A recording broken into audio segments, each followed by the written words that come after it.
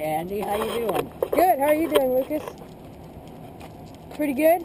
Pretty good. I hear you know quite a few things about nuclear engineering.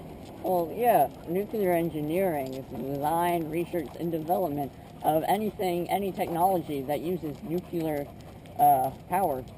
So like nuclear reactors and stuff? Well, yes, but they also use everyday things like X-rays, and they also use what's known as the nuclear bomb.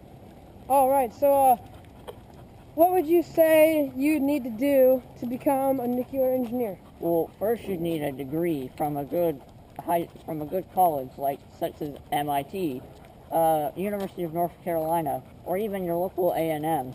And you'd have to get a bachelor's degree if you wanted just any job.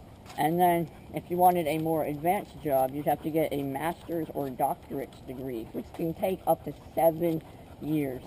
So what are some specific things that involve nuclear engineering?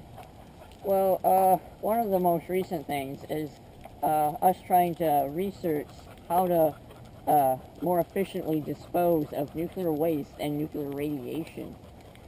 So, are there any new nuclear power plants that are being built to this day? Currently, no. Because of the radiation they produce, no new nuclear power plants are being built. So, what is the average salary of being a nuclear engineer? Well, on average, it's about $90,000, which is quite a lot. So, I hear what also is quite a lot is the total energy that nuclear reactors put out, which is 790 billion kilowatts of energy. That's right, Andy. That adds up to about 19% of the nation's energy, which is a lot. Whoa!